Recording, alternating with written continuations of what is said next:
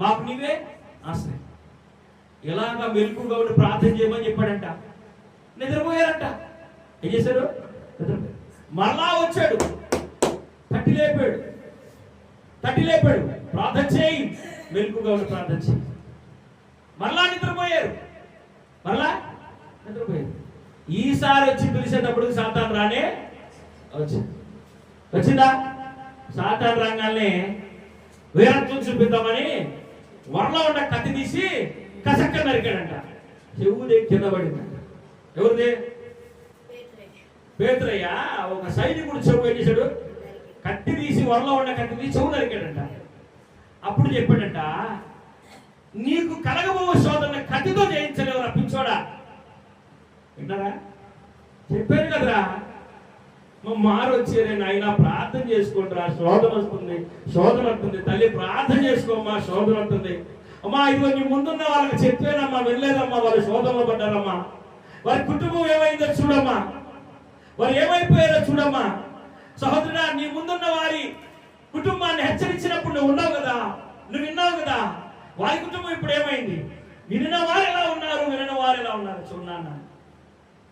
కత్తి తీసి దూరితే పని కాదమ్మా ఏంటట అని ఆ చెవును తీసి అతికిచ్చాడంట ప్రభు. దేవుని స్తోత్రం కలుగుగా. హల్లెలూయా, హల్లెలూయా, హల్లెలూయా.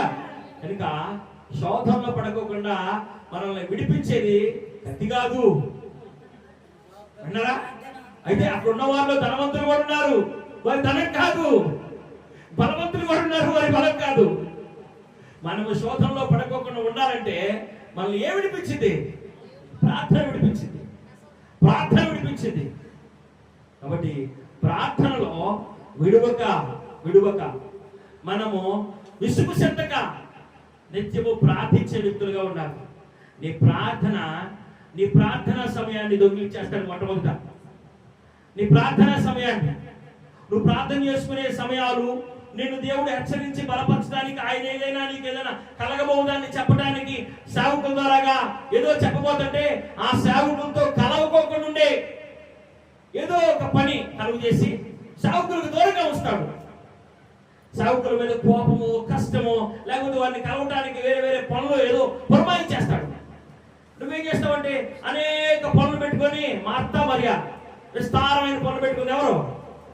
లేక విస్తారమైన పనులు పెట్టుకొని చక్కని మాటలు, జరగబోవు దాని గురించి హెచ్చరిక మాటలు వినక టింగ్ టింగ్ టింగ్ టింగ్ అని వస్తాడే. వాడి రాతే వాడికి తెలియదు. వాడిని గురించి చేయి చూపించి నా రాత ఎంతుందో చెప్పు అంటే వాడేం చెప్తాడు?